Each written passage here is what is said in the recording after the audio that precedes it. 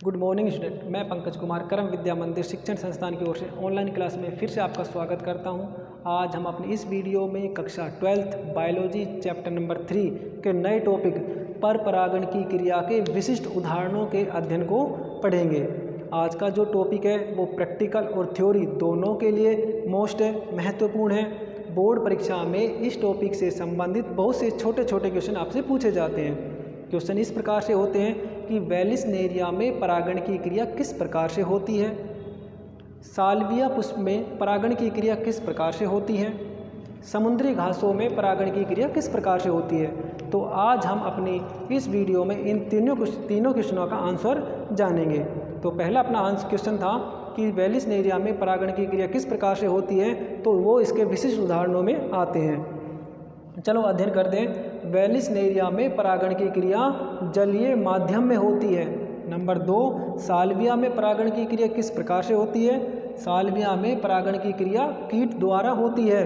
और तीसरा, समुद्री घासों में परागण क्रिया, समुद्री घासों में परागण की क्रिया जलीय माध्यम में होती है। तो आज के जो उदाहरण हैं वो है वेलिस्नेरिया में जल परागण, साल्विया में कीट परागण और समुद्री घासों में जल परागण का अध्ययन। अपना जो पहला टॉपिक है जो हम पढ़ेंगे वो होगा वेलिस्नेरिया में जल परागण की क्रिया का अध्ययन। तो अब बात करते हैं कि वेलिस्नेरिया में परागण की क्रिया किस प्रकार से होती है। हमें मालूम है कि वेलिस्नेरिया में परागण की क्रिया जलीय माध्यम में होती है। किस प्रकार से वेलिस्नेरिया में परागण की क्रिया होगी, चलो इसे हम डायग्राम की सहायता से अच्छे से समझते हैं। मैंने वेलिस्नेरिया के पादपों को जलीय माध्यम में बनाया जो आपको स्पष्ट दिख रहा होगा। चलो अब हम बात करते हैं वेलिस्नेरिया के पादपों की क्या विशेषता होती है और उनमें किस प्रकार से परागण की क्रिया होती है। आप भी उनकी विशेषताओं को नोटबुक में नोट कर लेना। तो सबसे पहले नंबर 1, वेलिस्नेरिया की विशेषता। वेलिस्नेरिया में परागण की क्रिया जलीय माध्यम में होती है। वेलिस्नेरिया का पादप जल निगम्न अर्थात जल में डूबा हुआ पाया जाता है। पहली विशेषता हो गई। ये हमने वेलिस्नेरिया के पादप बनाए, पादप जल में डूबे हुए हमें नजर आ रहे हैं। दूसरी विशेषता, वेलिस्नेरिया के पादप एक लिंगी होते हैं अर्थात नर पादप अलग एवं मादा पादप अलग होते हैं। ये 2 विशेषता हो गई। अब तीसरी विशेषता, नर पादपों द्वारा नर पुष्प निर्मित किए जाते हैं जो परिपक्व होने के पश्चात पादप से टूटकर जल की बाहर सतह पर आकर तैरने लगते हैं और वो खिल जाते हैं। ठीक है, 3 विशेषता। नंबर 4, मादा पादप द्वारा मादा पुष्प निर्मित किए जाते हैं। पुष्प पूर्ण परिपक्व होने के पश्चात एक व्रंतीय कुंडलित संरचना से जुड़े होते हैं। पुष्प जल की बाहरी सतह पर आकर खिल जाते हैं लेकिन मादा पादप से वो अलग नहीं होते हैं। चौथी विशेषता हो गई। अब बात करते हैं परागण होगा कैसे। दोनों पुष्प बाहरी सतह पर आकर खिल गए। अब क्या होता है कि नर पुष्प तैरते हुए मादा पुष्प के पास आते हैं। ये वाले नर पुष्प हैं, ये मादा पुष्प हैं, दोनों खिले हुए हैं। नर पुष्प तैरते हुए मादा पुष्प के पास आते हैं। मादा पुष्प के पास आ गए। मादा पुष्प से टकराने के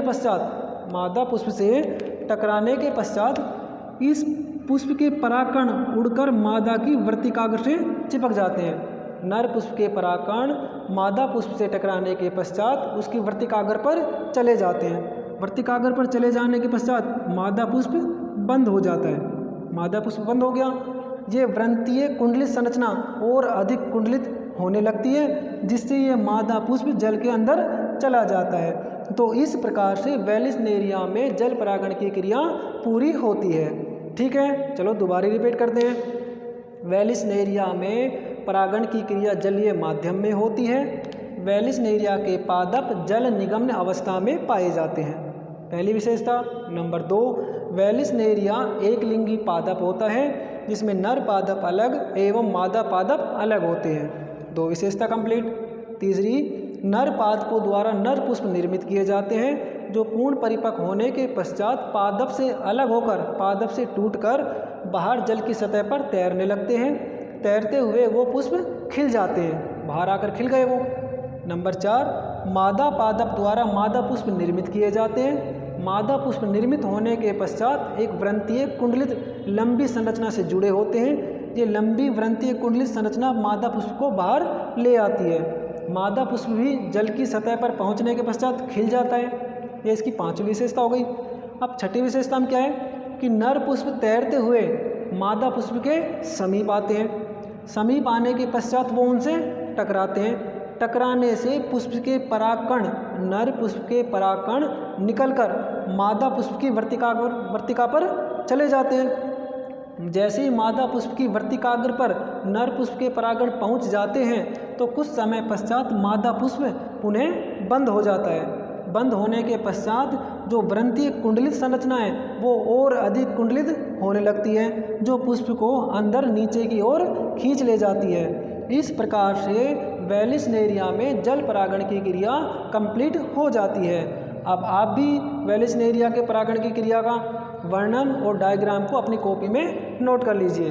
अगला टॉपिक है साल्विया पुष्प में कीट परागण का अध्ययन।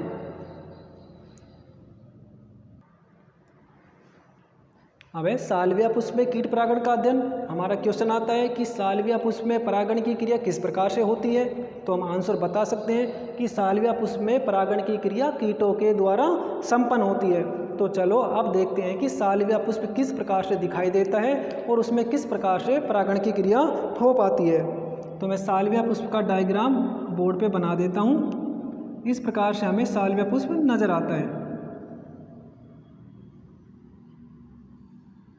इस प्रकार से साल्विया पुष्प की संरचना होती है। संरचना में कौन कौन से भाग दिखाई देते हैं, चलो उनके नाम लिखते हैं।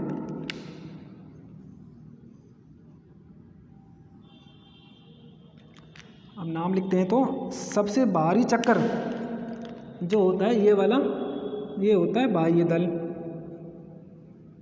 जो हमें स्पष्ट दिखाई दे रहा है। बाह्य दल के ऊपर हमें दलपुंज भी स्पष्ट दिखाई दे रहे हैं। दलपुंज हो गए। दलपुंज के अंदर भी हमें पुंकेसर नज़र आ रहे हैं। ये हमारे पुंकेसर हो गए।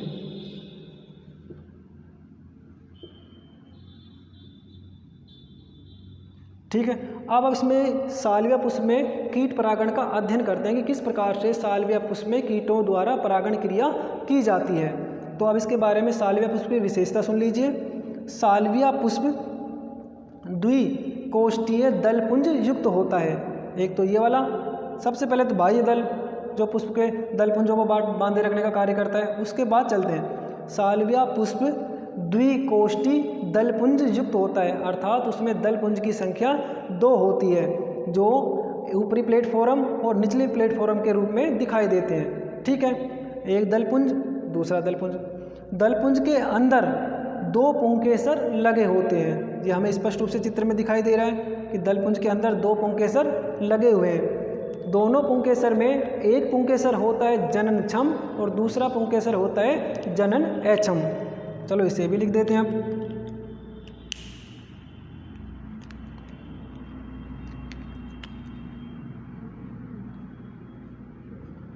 जनन छम, जनन ऐछम,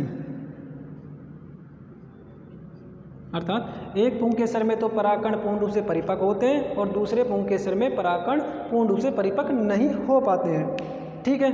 अब क्या करते हैं, जो दलपुंज हैं ये दोनों प्लेटफॉर्म की तरह कार्य करते हैं, एक स्तर की तरह कार्य करते हैं। अब बात करते हैं भाई इनमें परागण होता कैसे है। तो चलो एक चित्र और बनाते हैं इसका, एक साल्विया पुष्प का चित्र और बनाते हैं।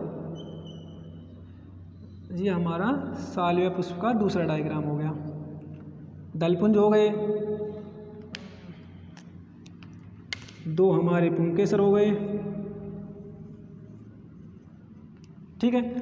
अब क्या होता है कि इस पुंकेसर में एक तो जनन छम पुंकेसर, दूसरा जनन ऐछम पुंकेसर, अर्थात निचले ओष्ठ, निचले प्लेटफॉर्म। इस वाले पुंकेसर पर यदि कोई कीट आकर बैठता है, कीट में मधुमक्खी या और भी कीट हो सकते हैं, अगर कोई भी कीट इस पुंकेसर पर आकर बैठता है तो निचला वाला जो पुंकेसर इस तरह, जनन ऐछम वाला जो पुंकेसर इस तरह, वो नीचे की ओर दब जाता है। दबने के पश्चात जो ऊपरी पुंकेसर हमें नज़र आ रहा है वो कीट की पंख से इस प्रकार से टकराता है। टकराने से इस पुंकेसर के परागकण कीट की पंजों, पंखों या पीठ पर चिपक जाते हैं। चिपक जाने के पश्चात जैसे ही ये कीट अन्य पुष्प पर जाएगा तो परागकणों को भी अपने साथ लेके जाएगा। तो इस प्रकार से परागकणों का स्थानांतरण हो जाता है। तो मैं इस पर लिख देता हूँ कीट। आप इसका अच्छे से डायग्राम बना लीजिए, फिर दोबारा रिपीट करते हैं। चलो अब देखते हैं साल्विया पुष्प में परागण क्रिया किस प्रकार हुई। साल्विया पुष्प 2 दलपुंज कोष्ठी रूप में पाया जाता है, जिसमें दलपुंज की संख्या 2 होती है। दोनों दलपुंज प्लेटफॉर्म की तरह कार्य करते हैं। दोनों पुंकेसरों के मध्य दोनों दलपुंज के मध्य 2 पुंकेसर लगे होते हैं। दोनों पुंकेसर में एक जनन छम और दूसरा जनन अछम होता है। तीसरी बात करें तो जनन अछम निचले वाले पुंकेसर पर यदि कोई कीट जैसे मधुमक्खी आकर बैठती है तो वह नीचे की ओर दब जाता है। दब जाने के कारण ऊपरी पुंकेसर कीट की पीठ, पंख या पंजों से टकराता है, जिसके कारण परागकोश में उपस्थित परागकण कीट से चिपक जाते हैं। जब यह कीट उड़कर दूसरे पुष्प पर जाता है तो परागकणों को भी अपने ओर ले जाता है। इस प्रकार से साल्विया पुष्प में कीट परागण पाया जाता है। अगला क्वेश्चन आता है कि साल्विया पुष्प में कीट परागण किस विधि द्वारा होता है। तो हम विधि का जो नाम लिखेंगे वो होगी लीवर कार्य विधि द्वारा। साल्विया पुष्प में परागण की क्रिया लीवर कार्य विधि द्वारा पाई जाती है। आपको अच्छे से समझ में आया होगा, इसका भी आप अच्छे से डायग्राम बना लीजिए। अब तीसरा जो टॉपिक है वो है समुद्री घासों में जल परागण का अध्ययन। आता है समुद्री घासों में जल परागण का अध्ययन। अपना क्वेश्चन क्या था कि समुद्री घासों में परागण क्रिया किस रूप में पाई जाती है। हम अच्छे से बता सकते हैं समुद्री घासों में परागण की क्रिया जलीय माध्यम में होती है। तो किस प्रकार से समुद्री घासों में परागण की क्रिया होगी, चलो उसे हम देखते हैं। इसका भी हम डायग्राम बना के देखते हैं। ये हो गया हमारा समुद्री क्षेत्र, इसमें घास पादप उगे हुए हैं। इस प्रकार से घास पादप उगे हुए हैं जो जल में डूबे हुए हैं। अब जो जल में जो घास पादप डूबे हुए हैं, अब उनके परागण किस प्रकार के होते हैं, चलो मैं इसे बनाता हूँ।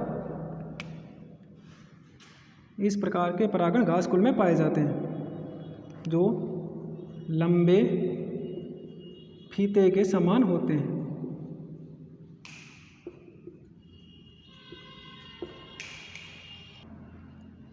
तो मैंने डायग्राम बनाया, समुद्र क्षेत्र बना दिया। समुद्र क्षेत्र में हमारी घास डूबी हुई है, ये हमारी घास डूबी हुई है, ठीक है। पानी के अंदर हमारी घास डूबी हुई है। अब इस घास के जो परागकण होते हैं उनकी संरचना कैसी होती है, उनकी संरचना लंबे फीते के समान होती है। ये परागकण घास कुल से विमुक्त होकर, घास से परागकोश से विमुक्त होकर जल में तैरते रहते हैं। इस प्रकार से जल में तैरते रहते हैं। जब ये परागकण अन्य घास की वर्तिकाग्र के पास जाते हैं तो वर्तिका इन्हें ग्रहण कर लेती है। वर्तिका इन्हें ग्रहण कर लेगी तो परागण की क्रिया कंप्लीट हो जाएगी। तो इस प्रकार हम बता सकते हैं कि समुद्री घासों में परागण की क्रिया जलीय माध्यम में कंप्लीट होती है। तो आज की इस वीडियो में हमने पर परागण की क्रिया के विशिष्ट उदाहरणों का अध्ययन किया। अगली आने वाली वीडियो में हम वृत्तिका, जायांग, निषेचन, द्विनिषेचन आदि क्रियाओं के बारे में पढ़ेंगे। आपको वीडियो अच्छी और पसंद आई होगी तो आप उसे लाइक करें, सब्सक्राइब करें और बेल आइकन को भी ज़रूर दबाएं। धन्यवाद।